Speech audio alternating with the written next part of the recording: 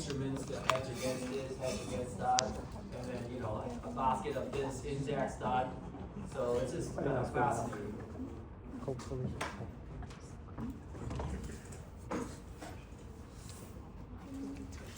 Okay, so on with today's topic here.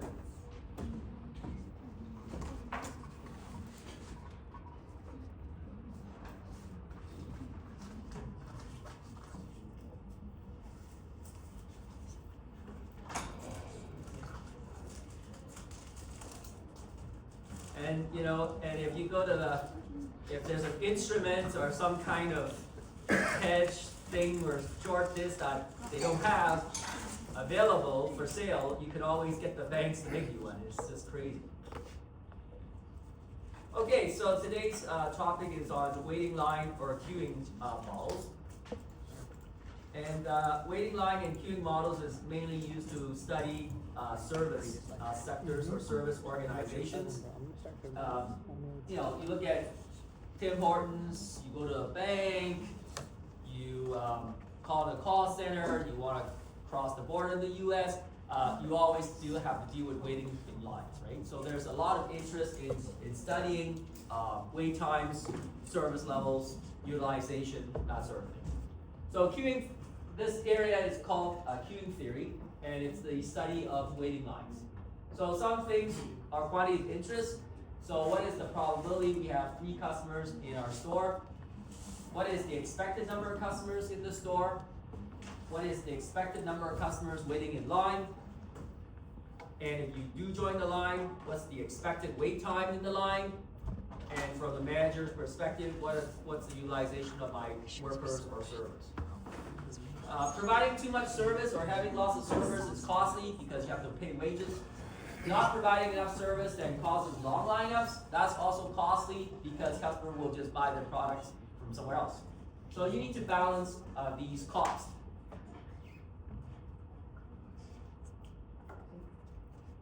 And so here we have the number of servers or cashier, let's say, right? And if you have a lot of cashiers or servers, then the operating cost is very high because of your wages, but the cost of having customer wait is very low. Okay, so we add up these two costs to get a total cost curve, and we try to determine then the optimum number of servers to minimize our total cost. So here is the illustration of the basic queuing process. We have some input population customer source.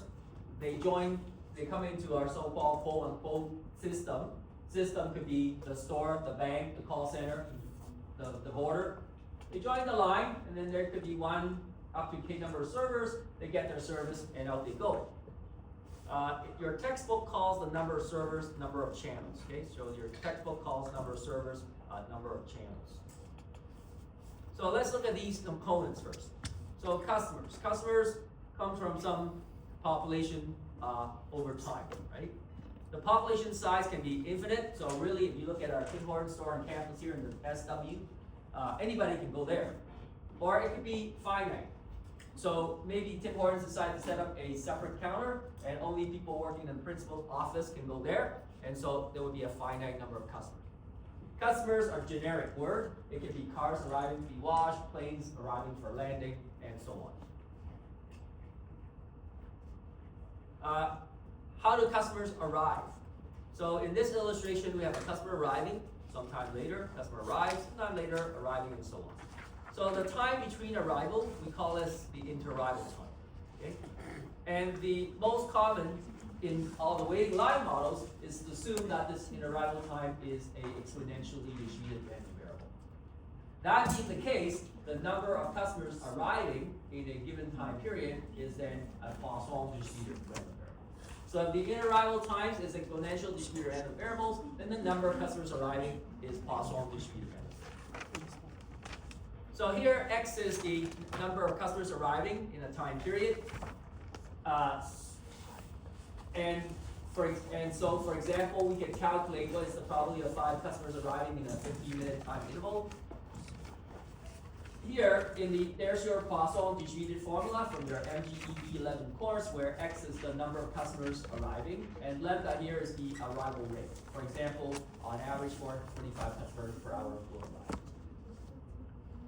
So we can make some calculations. Here, let's say on average, 45 customers per hour arrive to a car wash. And so what is the probability no customers will arrive in a 1 minute period? Our arrival rate is 45 cars per hour. The time period we're calculating the probability for is in minutes. And so we need to have the same time units. And so what we can do is either convert 1 minute to hour or convert our arrival rate per minute. So I'm here converting our arrival rate into minutes. So 45 per cars per hour equates to 0.75 cars per minute. So calculating the probability of no cars arriving, that's just x being 0. And solving, I get 0.4724. What is the probability of more than 2 cars arriving in a 1 minute period? So more than 2 includes 3, 4, 5, 6, 7, and so on. So maybe it's easier to take 1 minus. So x less than or equal to 2 includes being 0, 1, and 2. And so again, so here x is 0, so we put in 0. X is 1, so we put in the 1. X is 2, so we put in 2. And then we can work out the probability. So I just want to emphasize about this fact that you need to have the same time unit.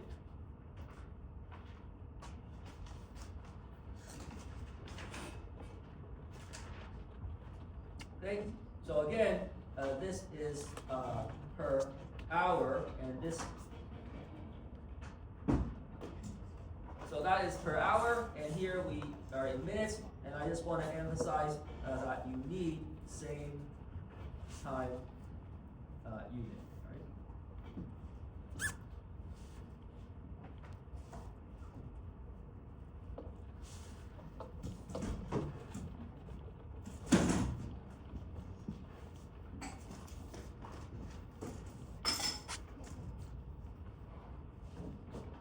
Okay, let's go on then. How about the length of the lineup? You can assume it can be infinitely long, so people around the building, around the street, so on. Or it could have a finite queues waiting line. You might have shopped during Boxing Day, and there's a security guard standing in front of the store, and they see more than 80 people, whatever, in there. They close the door, so there would be a finite lineup. And most of the waiting line models assume that the lineup is infinite. How do you get served? Well, we're all used to kind of on a first come, first serve, right? So whoever lines up first gets to go to the cashier first. Right? So that's the most common setup. However, there are other disciplines, so it could be a last come, first serve. This could be a physical environment situation. Let's say you have 2 workstations producing a part. And so the part needs to be processed on station 1 and then station 2. You might have a storage bin in between. So station 1 does something to the part and they put it in the bin. So the last part that they put on the bin sits on the very top, and so it's the first one that gets taken out for processing by station 2. It could be a service in random order. So you pick a number, put in a hat, and your number drawn, you get go. Or some other general service discipline. Other complications in the waiting line models include jockeying, customers jumping line, changing lines. Okay. Bulk, customers don't want to enter the system. But you look at Tim Hortons, it's so full, I don't want to go in. Or the system rejects the customer, gives them a busy signal, or that somebody closed the door at the store. Right? And then regne is when customers quit after waiting too long in the line. How about the service time? So finally you get to the cashier. How long does it take? So the service time is kind of complete service. It could be a constant, not likely, or a random variable, more likely. And in most waiting line models, it's common to assume that the time to serve a customer is an exponentially distributed random variable with some mean service rate mu. So for example, mu equals 5 customers per hour means that the cashier can process 5 customers per hour if customers are always there. And so the time to serve each customer is then 1/5 of an hour. We have multiple workers. Some people maybe work faster than others, but in most waiting line models, it's common to assume that all the workers work at the same speed. So T here, the time to serve a customer is an exponential distributed random variable. Mu is the mean number of customers that we can serve. And so from your MGED11, there's the so-called exponential distributed random variable formula. Calculating the probability of the time less than some little time is 1 minus e to the minus mu t. So let's do a little review here. Well, suppose we have a server that can process on average 60 customers per hour. And we want to know what is the probability that a customer will get processed in half a minute or less. So once again, we have the service rate in per hour, and then we want to calculate the probability for time in minutes. So we need to set the same two in the same time units. Either we convert this to hour or we convert the service rate to minutes. And so in this example, I decided to convert the service rate per minute. So 60 customer hour equates to 1 customer per minute. And then we want to calculate the probability of time is less than half a minute to serve a customer. So mu is 1 and the time t is 0.5. So the probability is 0.385. If the server can process on average 2 customers per hour, what is the time it takes to process 1 customer? Well, if they can handle 2 per hour, then basically 1 will take half an hour or 0.5 an hour, right? So basically, if mu is 2 customers per hour, then the time to process a customer is simply 1 over mu or 0.5 per hour. So that's all the Poisson and exponential distributed random variable formulas or calculations that you expected to know and do. We have a general notation for specifying a waiting line model, and it's done to 6 parameters, A, B, K, D, E, F. So A here indicates how customers arrive, or the inter-arrival time distribution. So if customers arrive is according to a exponential distribution, we would put an M there for Markovian. If it takes if exactly every 2 minutes a customer will come, then it's constant or deterministic, and so we would put D in this place here. If it's Erlang or gamma distribution, then we would put EK here. And if it's some other general distribution like uniform or normal, then we would put G there. B here specifies the service time, how the time it takes to serve a customer. Again, if it's exponential distributed, we'll put an M there. If it is constant or deterministic, we'll put a D there. Erlang gamma, we'll put an EK here. Or like some other general distribution, uniform, normal, we would put G there. K here tells us how many workers we have in parallel. Okay, so if we have 3 workers, 3 servers, we put 3, 5 servers, we put 5. D here tells how we get served. Okay, so if it's first come first served, we put FCFS here. E here tells us the maximum number of customers allowed in our system or store.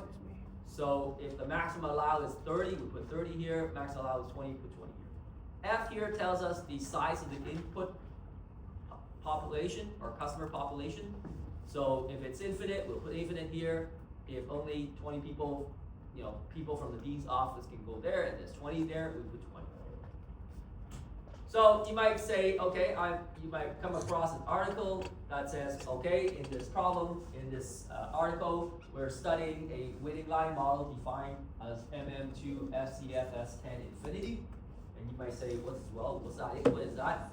So it tells me that the inter-arrival time of customer is exponential distributed. The time to serve a customer is exponential distributed. We have 2 parallel workers. Customers are served on a first come, first served basis.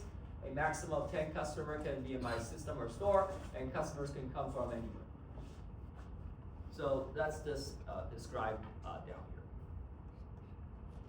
Now there are other things, right, other than these 6 basic parameters, such as are you going to allow customers to change lineup and so on, but those are more detailed things, and these 6 parameters allow us to specify the basic components of a waiting line model.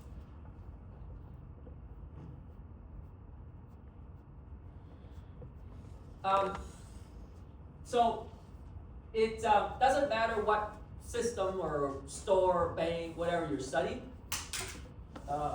You always want to know 4 basic things about the system, and they are: what's my expected wait time in the lineup? What's my expected time spent in the system or store as a whole? What's the expected number of customers in the store? What's the expected number of customers in the line? Okay, so we want to know how many people in line, how many people in the store, how long is the wait time in the line, how much time do I spend in the store. Okay, so those are the 4 basic things. There are other things, but those are the 4 basic things. So John Little here, many years ago, developed some formulas to get some general relationship for the waiting line models. Basically, if you're able to find out any of these quantities, then you could use his formulas to calculate the other 3. Okay? Basically, if you're able to calculate any one of these, then you could use his formulas to calculate the other 3. So there are 4 formulas in total. We have this relationship that L is equal to the arrival rate lambda times W. LQ is equal to lambda, the arrival rate lambda times WQ. Anytime you see the little q, it means it's got something to do with the line.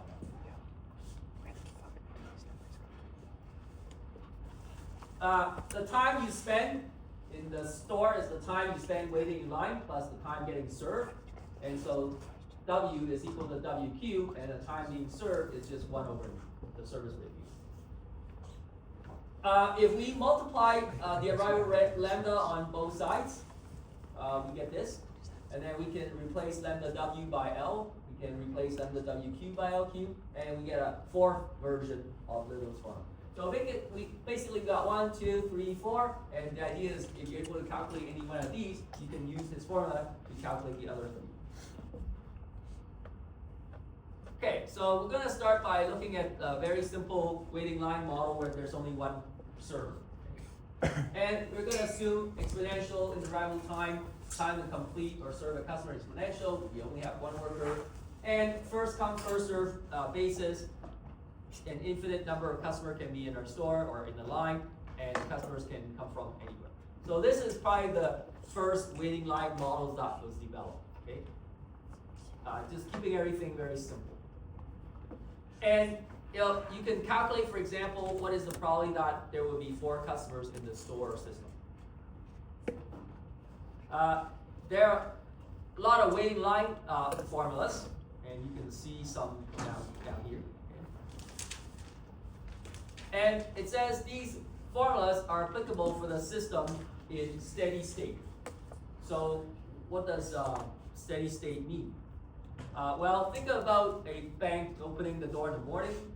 There's nobody, and then there's a mad rush of customers coming in. After a while, things settle down. Sometimes there are people in line, sometimes there's nobody in the line, and so on, right? So we go from this so-called transient mad rush state to the steady state. Okay? So the formulas only work in the steady state part, which is the bulk of the day. So we define n as the state of the system or number of customers in the system. Pn is the probability that there's n customers in the system. And in order for steady state to be possible, the worker has to work faster than customers coming, which means mu has to be bigger than lambda, okay? Which means mu has to be bigger than lambda.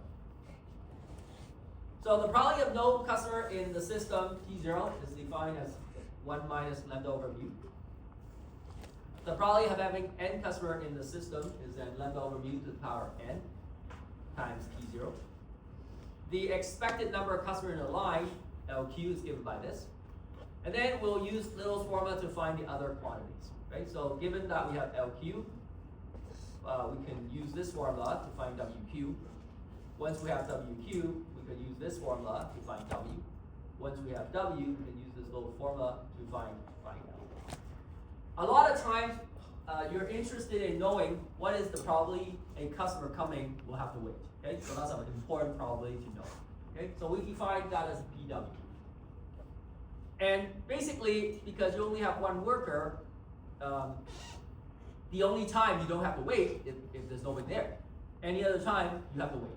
So the probability of you have to wait is basically 1 minus the probability of no customers there. And so that works out to be lambda over mu. there's, you might say, well, where does these formulas come from? Well, at the very last page of the handout, there's some derivation, okay? So there's some derivation here. Anyways, if I have time, I'll just kind of walk you through it, all right?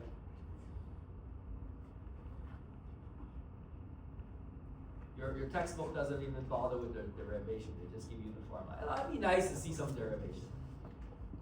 Okay, let's do some calculation here. An average of 10 cars per hour will arrive at a car wash center with a single wash station. Average service time for each car is 4 minutes. Assume exponential for arrival service times, first come first served, infinite queue, infinite population size. What is the probability that the car wash center is idle, doing nothing?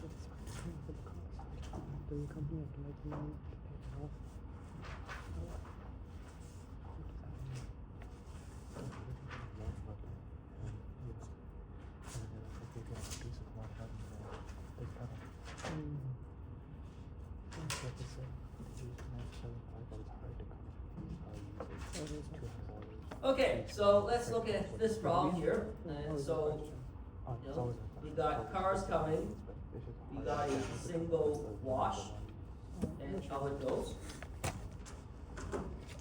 So the model here is a exponential arrival, exponential service, one wash, and then first come, first serve.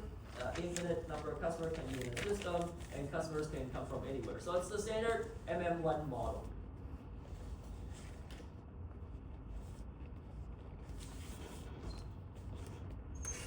So the arrival rate lambda is given. We're told 10 cars per hour are coming. Yeah, I think so. Did you say percent, right?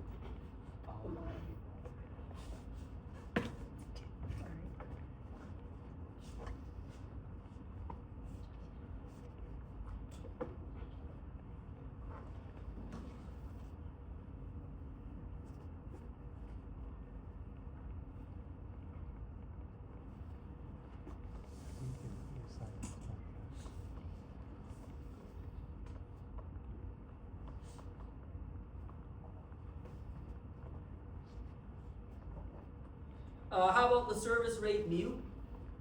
It's not given. All it says is on average it takes 4 minutes to clean the car, so we have to calculate it. So it takes 4 minutes to wash.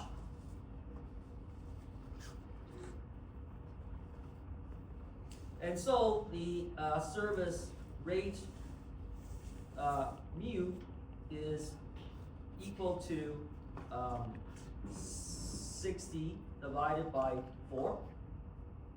And so you get 15 cars per hour. Okay, so we can wash 15 cars per hour.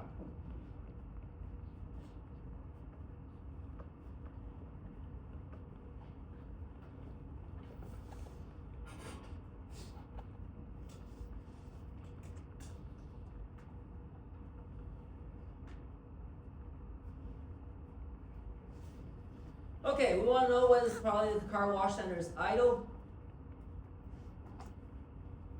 Well, if idle, if there's no cars in the wash. So basically we're looking for P0, probably of no customers in the system.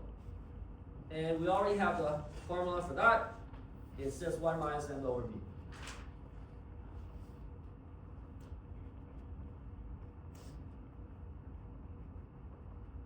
So that's 10 over 15. So 1 over 3. So basically, 33% of the time, the wash center is doing nothing.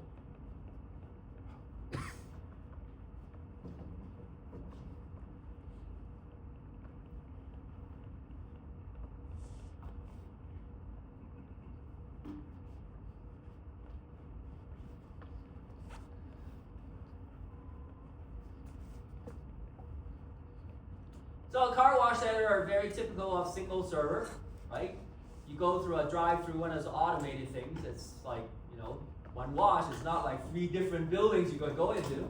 And even if you go into a manual personal hand wash where they wash the car for you, Basically, again, 3-4 people work on different aspects of the car. You can think of the 3-4 people really as just a single worker combined as one worker, right? It's not like there's 3 different buildings that, again, you can go to and they all work on the car. What is the average number of cars waiting to get washed? Okay, so of these 4 things, which one are we looking for here? So of these 4 things, which one are we looking for?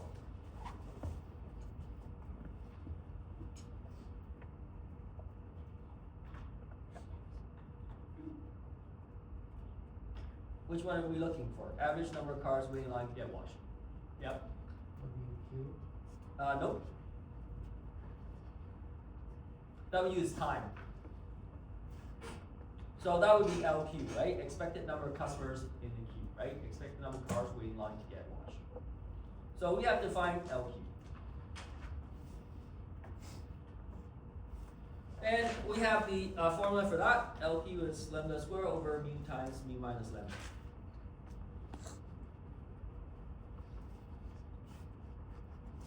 So I'll plug in my numbers.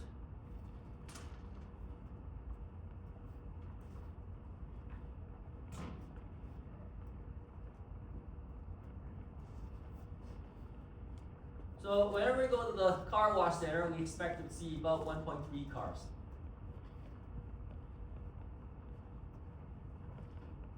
Sometimes it's not obvious, it's a single server. You think about, say you go to a barber shop. There's 2 people cutting hair. You say, well, it's not a single worker. But when you really think about it, customers go there for a particular barber that they always go to. It's not like, oh, he's busy, I'm going to get her to cut my hair today. It doesn't work like that, right? You choose the same person. So even though it looks like there's 2 people there, but really it's 1, right? What is the average amount of time the car spends in the car wash center? Okay, so again, which one of these are we looking for? Average amount of time car spends in the car wash center.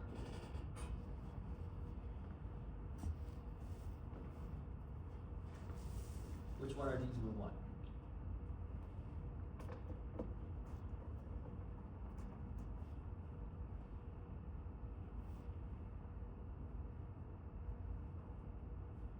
Yes? W? Yeah, W. Expected time spent in the system, right? So W. Okay, so we got LQ, and we need to find W.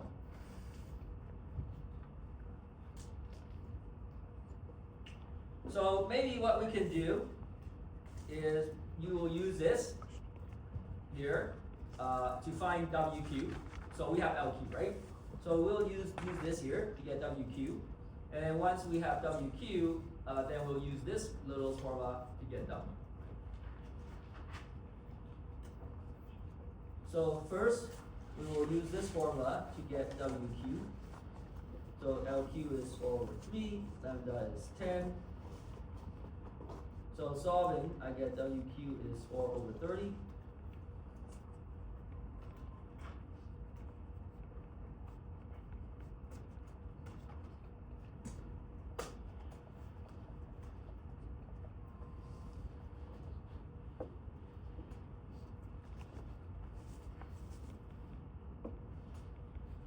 And then 2, we will now use it to get W. So WQ is 4 over 30, mu is 15, and so solving we get 1/5 of an hour equals 12 minutes.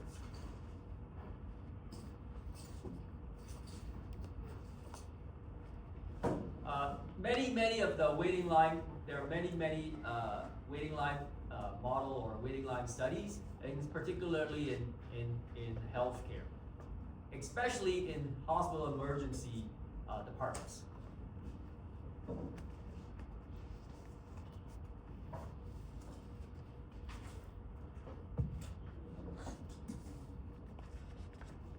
And even last weekend, like I told you, I was at this conference downtown, and I remember attending one session.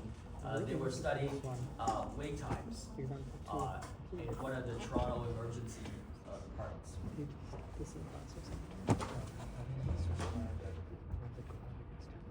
Okay, so let's move on then. Yeah, nice.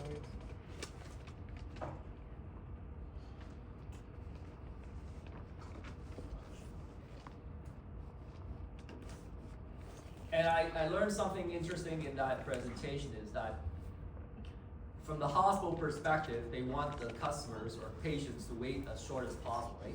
So typically, you know, you go in, you get screened by some technician, nurse, and then a doctor sooner or later will come see you, and usually they have to prescribe some kind of test or scan or whatever, and then you do your thing, and then that doctor will come back and look over a result and prescribe whatever, and then you're done, right?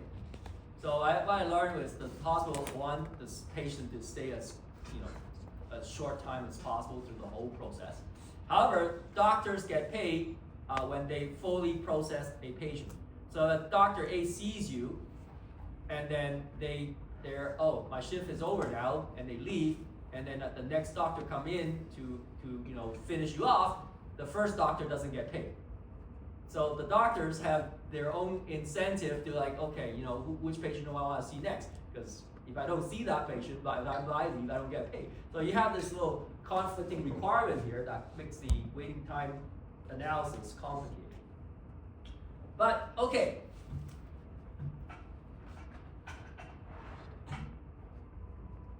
So now we're going to look at the situation where we have K number of servers, okay? So now we have this MMK model, okay? And steady state can be reached. Customers can be arriving faster than individual workers can work.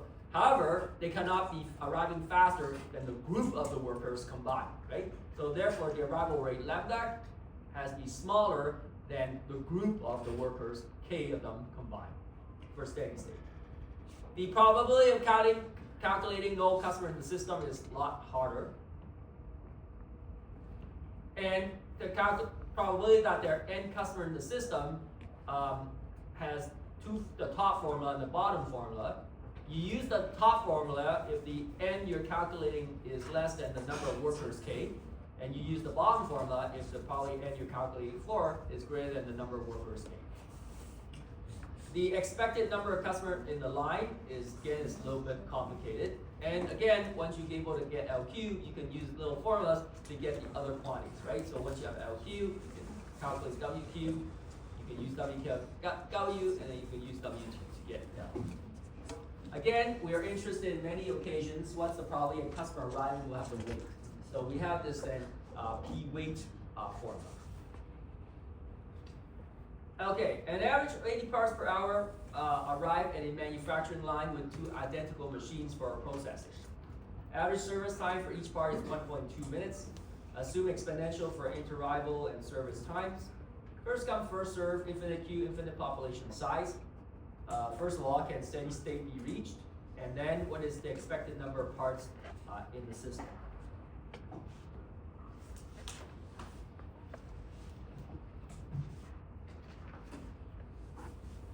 Okay, so in this example here, we have parts coming in, and then we have machine 1 and machine 2 for our processing. Out they go. And so my model is the MM2 model, where K is equal to 2 machines. And as usual, first come, first serve, infinite and infinite. So next week, we'll look at the case where this is not infinite anymore. We're going to close the door if we get more than 25 people. And we're also going to look at a case where this is not infinite anymore. You know, there's only 5 photocopiers in the region that can break down and come in. It's not like an infinite number of copiers that can break down and come into a repair center. Right?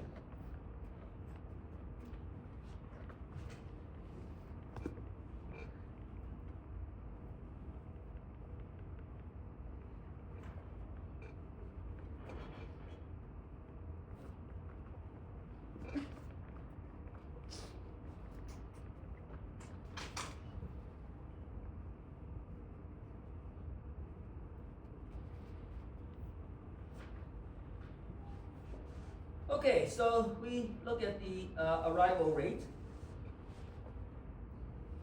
and that is given, okay, so 80 parts per hour.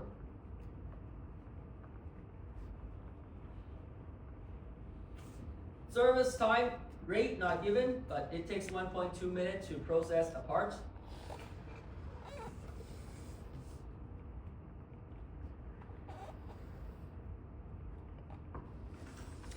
And so that equates to a service rate of 60 over 1.2, giving me 50 parts per hour.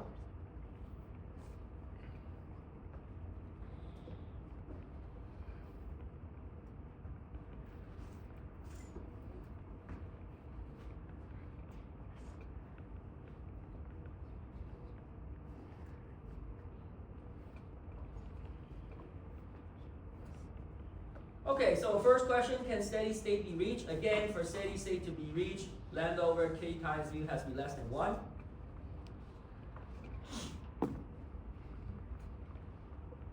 So lambda is 80, k is 2, mu is 50, so indeed less than 1.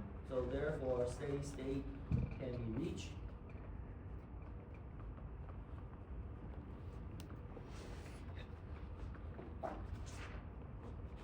Okay, next.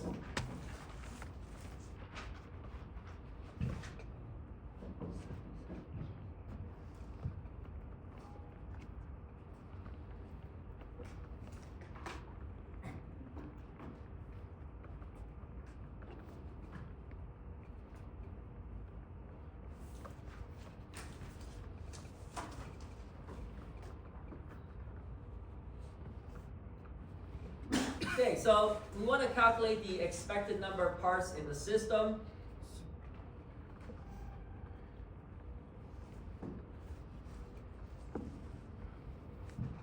And that is basically just L, expected number of customers in the system.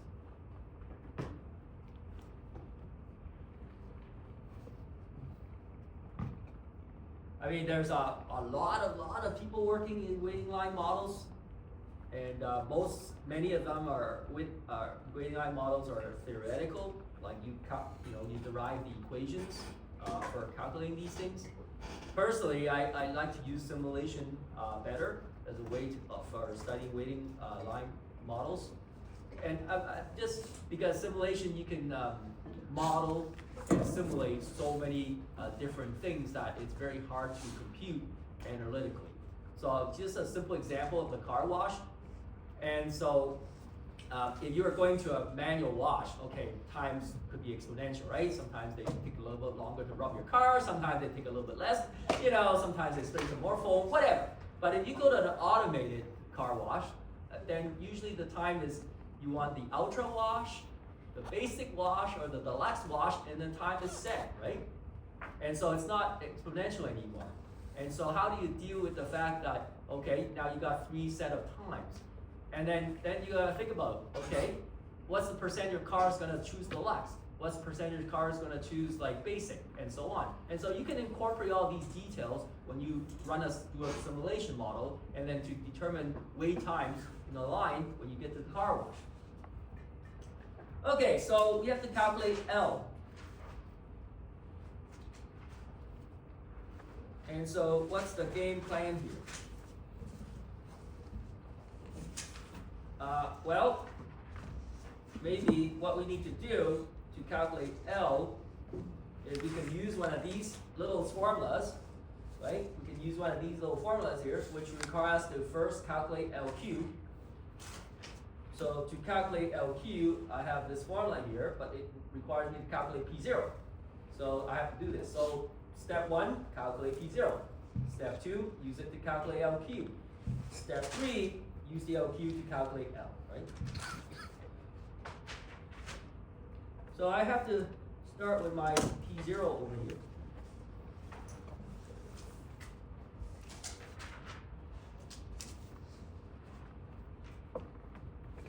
Okay, so it's 1 over, and I have to sum n equals 0 to k minus 1. For me, k is 2 machines, so 2 minus 1. Lambda over mu, so 80 over 50.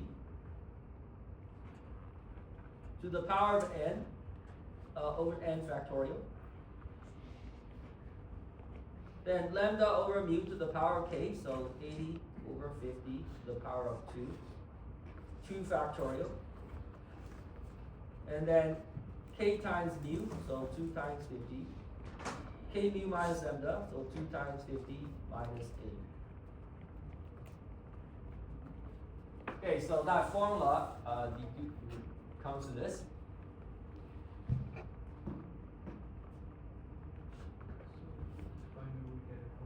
Yeah, you bring your own.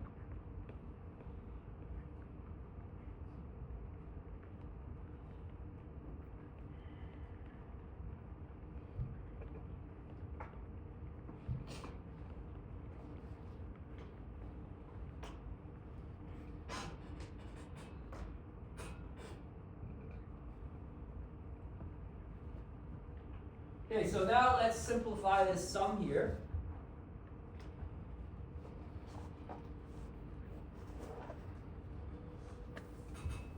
Okay, n starts at 0, so 80 over 50 to the power of 0. Then n becomes 1, so 80 over 50, 1. And that's it. Goes from 0 to 2 minus 1, which is 1. Then we have 1.6 square here, and then we have 5. So solving this, I get 1, 1, 1, 1.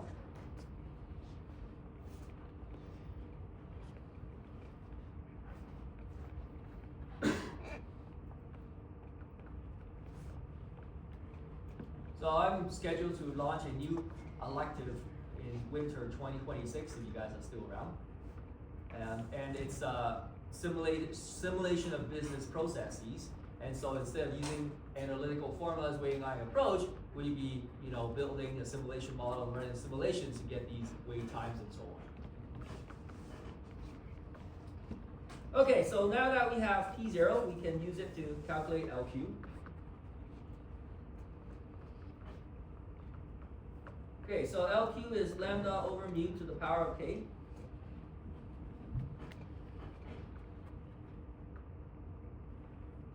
Times lambda times mu. K minus 1 factorial. K mu minus lambda squared.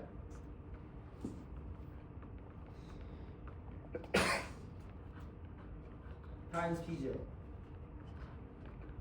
And that will work out to be 2.84.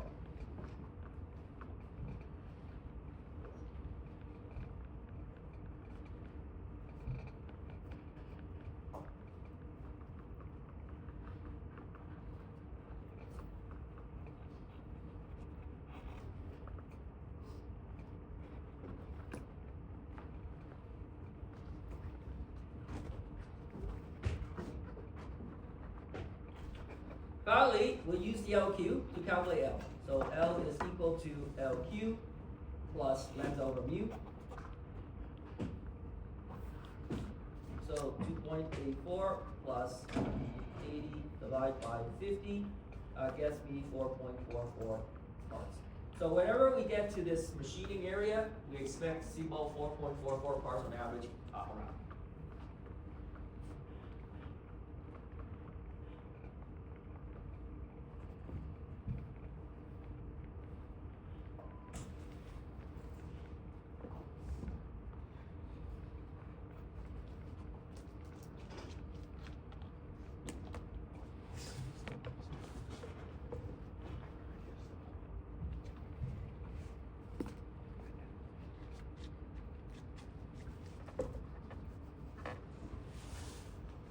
So there's a table that came with today's class. Table 11.4 here. So what do you do with this table here? Well, you can also use table 11.4 to find P0.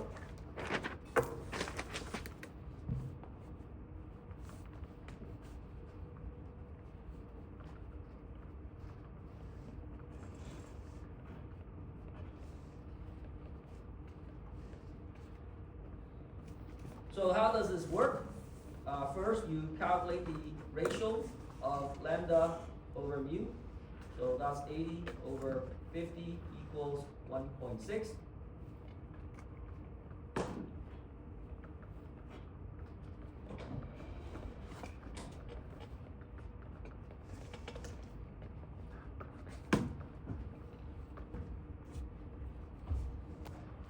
Then you go to your table. So with the ratio lambda over mu being 1.6. So how many channels do we have? In this problem we have 2 channels, right? 2 machines. And so we can see that with 2 channels, we can see that the P0 is 0.1111, right? So the table tabulates a whole bunch of P0s given some ratios of the arrival over service and number of channels up to 5. Yes? So if the ratio is 2 or above and there's only 2 channels, so we just write undefined or do we leave it at 0? Like here? Yeah. It's undefined.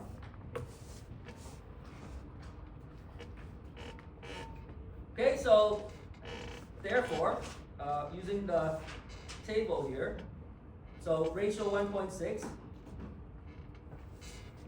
and k equals 2, we get P0 equals 1111. So you get the table for together with your exam, all right?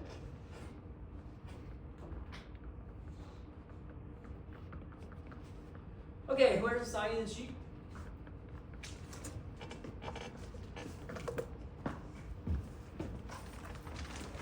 Okay, if you haven't signed in, please sign in, and then you need the position tree from last time. I have the position tree here from last time. So we don't have to use that formula at all. You could just use it. Yeah. Thank God for the table. So you just wait So for your time to position do tree from that. last time. Yo, how the fuck do you calculate this shit, by the way? It's a solve, right?